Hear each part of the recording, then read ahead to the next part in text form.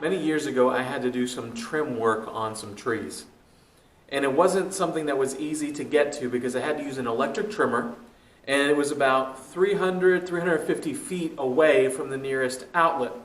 And so I had to line up all of these extension cords. I had to go up on a ladder on top of a building to reach this place, and heights isn't my favorite thing in the world to deal with. And so I was stringing all this stuff out, and as I had the cord, I was doing all those tricks, the extension cord looks like this, and you'd twist them around like here and plug them in so that they would be together and wouldn't come apart when you were up doing everything. And I had to find all kinds of, I think there's probably 5 or 6 different cords all plugged together that way. And when I got done, I climbed up on the ladder, I took the trimmer, and I went to go use it, and nothing happened.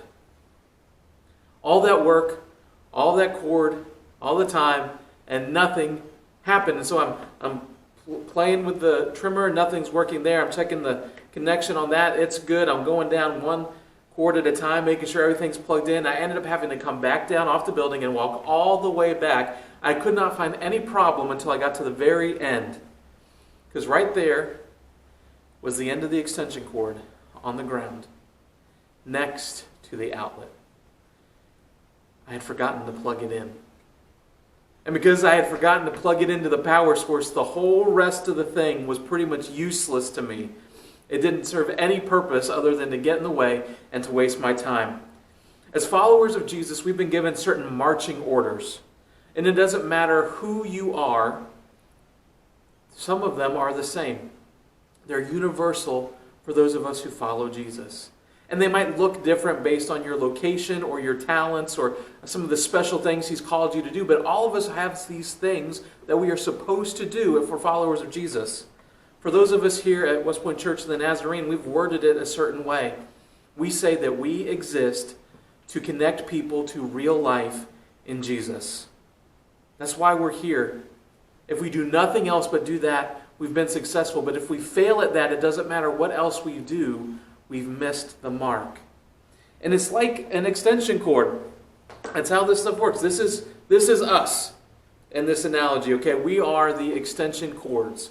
So we take this end and we plug it in order to get the power that we need. We connect to God. We connect to the source of life, to the source of truth, the source of love, the source of peace. We plug into that, and then out of our other end, all of the stuff we receive from here flows out of here to someone else, to someone else, to someone else, so that they can experience and be connected back to the one that we're connected to. That's what we're about. And that's what we're supposed to do.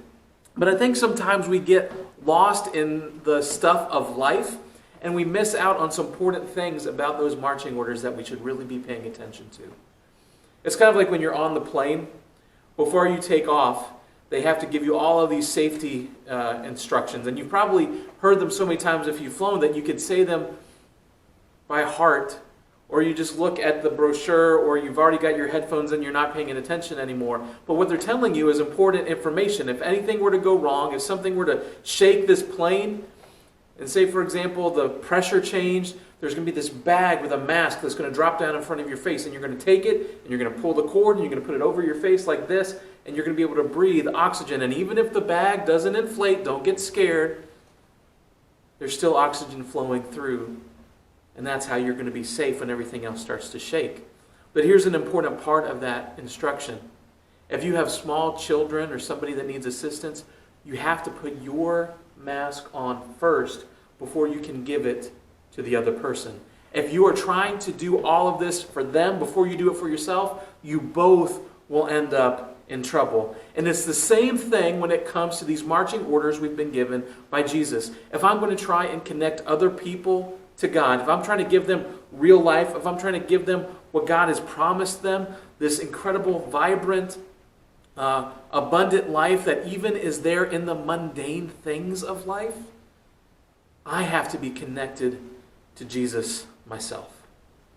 And if I'm not connected to Him, I don't have anything to offer. I am this unplugged extension cord. And it doesn't matter how good the extension cord looks, how well everything's tied together, what's plugged in on the other end. If this power end isn't attached, I don't have a lot to offer.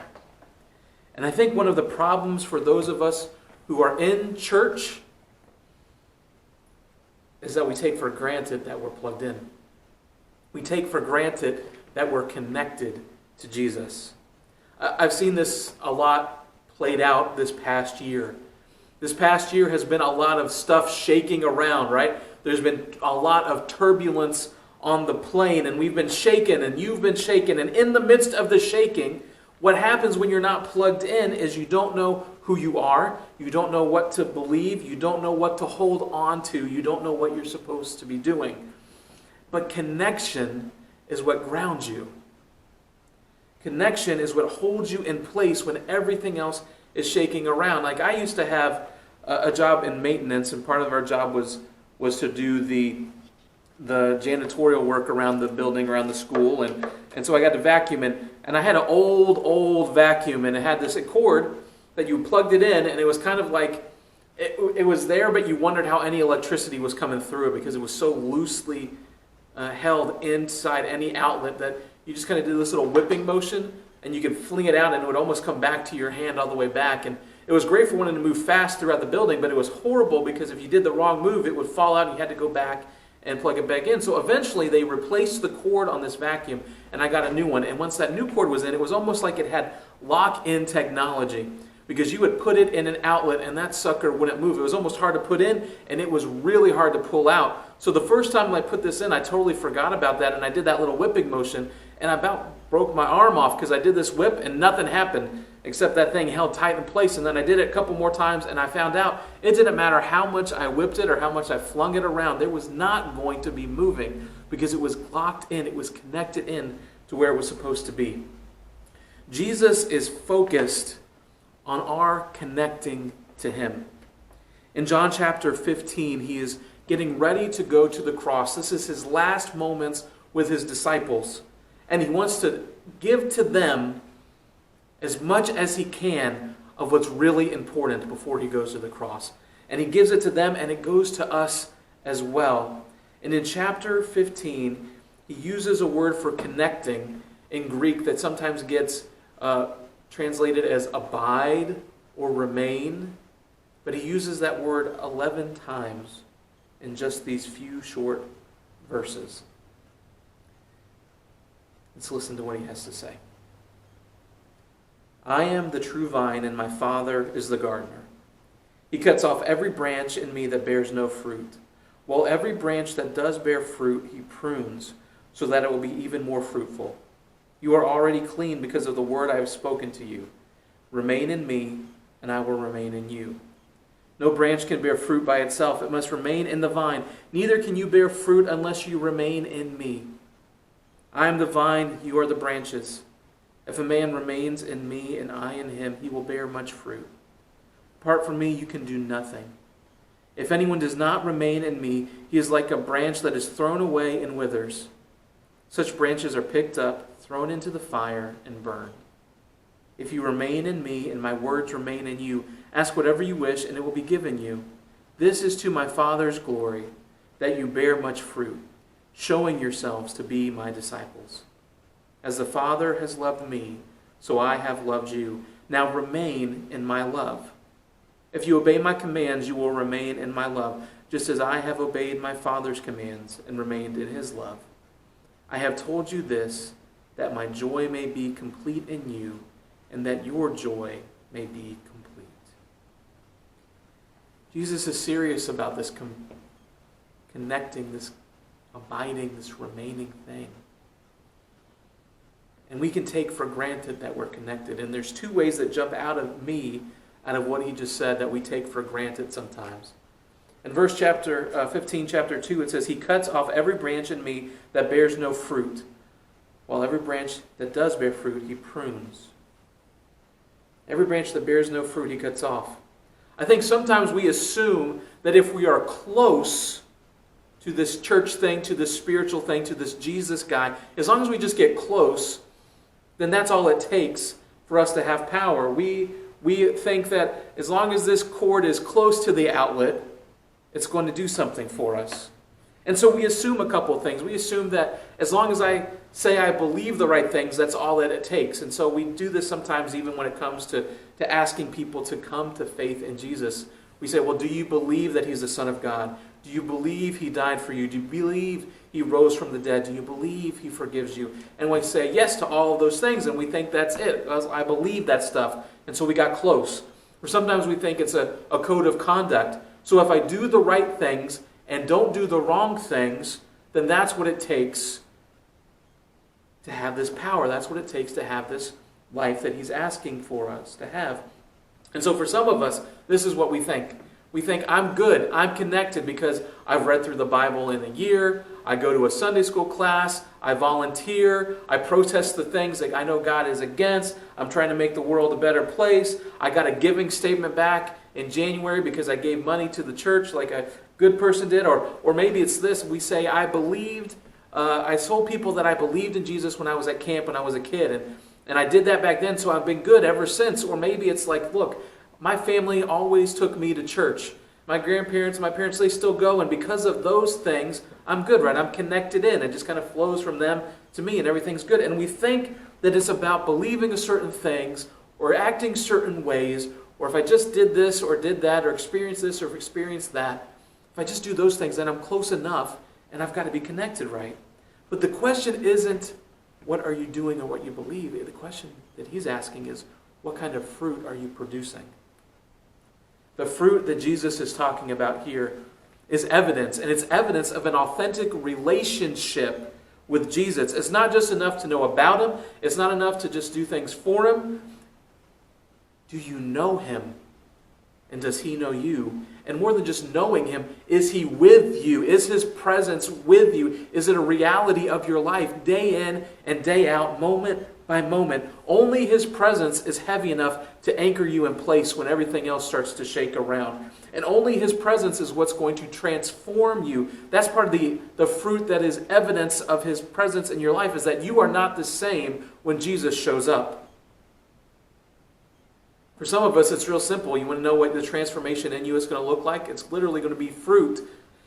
What we call it the fruit of the Spirit. Paul writes about these things like love and joy and peace, patience, kindness, goodness, gentleness, self-control. All of these sorts of beautiful things. And so the question might be for you, how connected are you? Well, do you even have those in your life? And not only do you have them, but can you see them growing? That you are more patient now than you were 2 years ago.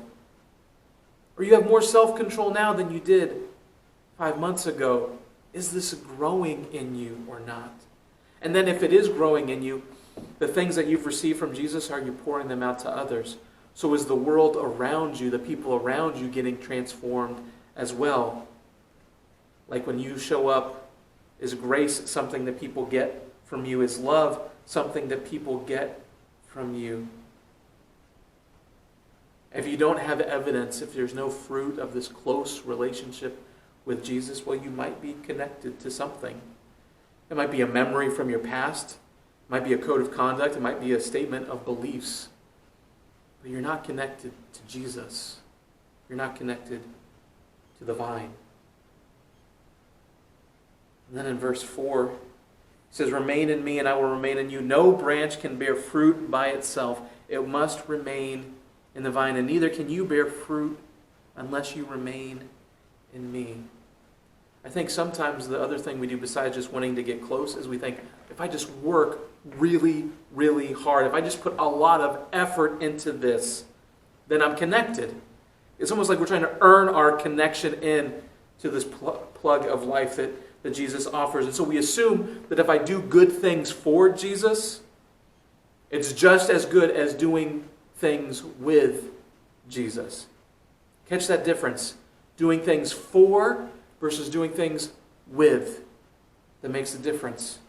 And so we say it like this: Jesus, I heard you say that you want me to be a good parent. I heard you say that you want me to be a godly spouse. Well, I'm going to try really hard. I heard that. I'm going to do it. I've got this plan. I've got that plan. I'm going to read this book. We're going to get into it, and we're going to go through it, and we're going to do it. And then at the end of all of that trying, you're exhausted. and you look back and you don't feel like you've accomplished much, you feel like you failed, there's not a lot to show for it. Because here's what's happening. You are a branch that is cut off from a vine. If all you're trying to do is produce it on your own, you are a branch cut off from a vine. Have you ever seen a branch just like on the ground? It's not really going to be able to produce a lot of fruit, is it right? It doesn't matter how hard it strains or what it pushes through or how hard it works. It is not going to do what it needs to do because a fruit has to grow by what is given to it from the vine. So you want your kids to be treated better, but you don't bring Jesus into how to do that. You're going to fail. You want to fix a nation? You've got big dreams and big problems that you want to address. If you don't bring Jesus into it, it's going to fail. You want to fix your own priorities in your life? No matter how hard you go after it, if you don't bring Jesus into it, eventually it is going to fail and you will not produce the type of fruit that Jesus is looking for. A branch cannot produce fruit on its own. It has to be connected. That's where the nutrients and the guidance and the power come from. And the only way that we are going to get the power we need for the Christian life is if we have a connection to the source of life. If you don't have this, you might be connected to something. You might be working really, really hard because of your pride or because of your ego or because of guilt. But it's not Jesus. And I don't want us to take for granted that we're connected, because if we're not connected, there's some serious consequences to living that way. If anyone does not remain in me, he is like a branch that is thrown away and withers, and such branches are picked up, thrown into the fire and burned. Look, I don't know if this is eternal destiny that Jesus is talking about here, or if it's right now. Look, you are wasting your life. Your life right now is meaningless. It doesn't matter when you live this way. Both could be true, and both are horrible options, especially if there's something else that could be done in this time, that there has to be a way to actually bear this fruit that Jesus is looking for. And here it is. The only way to be connected and the only way to be fruitful is to be connected to the vine. If you remain in me and I in you, you will bear much fruit. If I'm connected to Jesus, fruit coming out of me isn't just something that I have to work hard to do. It's not just something I earn. It is a byproduct of that relationship. It's just what happens. When a branch is connected to a vine, is going to, if it's healthy, if it stays connected, it is going to produce the right kind of fruit. And the fruit that is produced is fruit that reveals God's glory. You and I, when we are connected, we reveal to those around us who God is and what He's like. That is a high honor, right? That God is revealing Himself through us. And it's also a gut check time. Because if people look on my social media, can they look at it and go, yep, that's what Jesus is like? Or how I treat my coworkers, or what my family thinks of me when I come home from work, or what the waitress that I just had at the restaurant, what does she say? Is she able to look at me and go, yep, that is what Jesus is like? That's who God is? That is the fruit that we're looking for. So how do I connect to the vine? The connection to Jesus is based on our response to His love for us.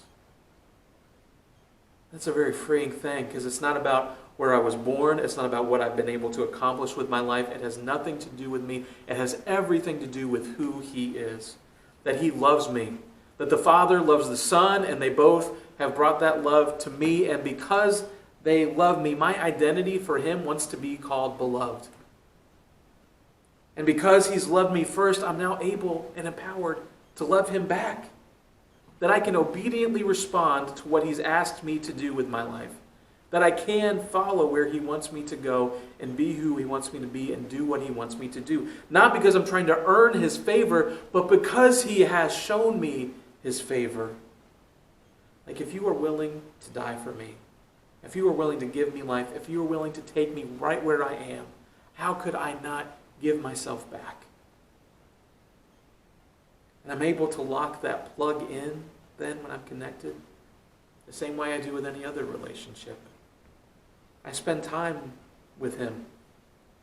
I spend time in His Word. I spend time praying and listening to what He has to say.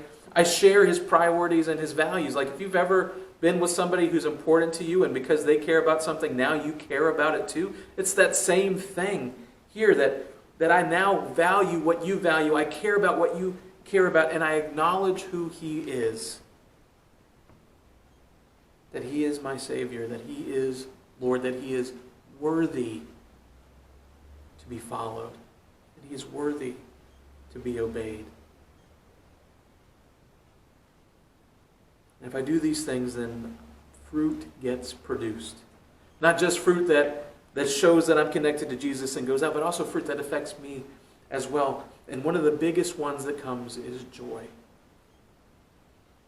Joy that I get to authentically be in His presence, that I authentically get to be connected to the Creator of the universe. And that may or may not result in some fantastic powers or miracles in my life, but it does mean that every second has potential for something amazing. And it does mean that the whole part of my life gets to have Jesus flowing out of it. Because if this end is plugged in right, then whatever goes out of here is going to come out of this end to those who are around me that need it. So how's your connection to Jesus? You need to make a connection for the first time. Or maybe you are needing to reconnect because you've thought it's been about what you believe or what you act like only, or maybe you just thought it was some memory that you had before, but you need to reconnect, like really connect to Him. Not just have Him be something that's out there on the side or somewhere in the past, but something that is in here. Now is a great time to do it. He loves you. He's done everything that's needed for you to be able to connect to Him, and He's ready for you to remain there always. You pray with me. Lord, I thank You for the opportunity to know that You want to be connected to me, that You want to be connected to us. I pray we don't take for granted that we are. I pray we don't think that as long as we just get close, that'll be enough, or as long as we work hard, that'll be enough. You don't want just those things. What really matters to You is that You know us and we know You and we are together. So I pray that we would give You that space and give You the place that is rightfully Yours in our lives. Help us to produce the kind of fruit that You want to see, fruit that is evidence that we have an authentic relationship with You. If we don't see that kind of fruit, help us to see what's holding us back, what needs to get pruned away so that we can do what You've asked us to do and produce what You've asked us to produce. And may we know that it's not because of anything that we have done, but it is all because of who You are and about how You love us that this is even able to happen. Help us to be vines that You love to have connected to You because of the fruit that is produced that gives You glory. When someone sees us, may they be able to see You because we are so tightly connected. I pray these things in Your name. Amen.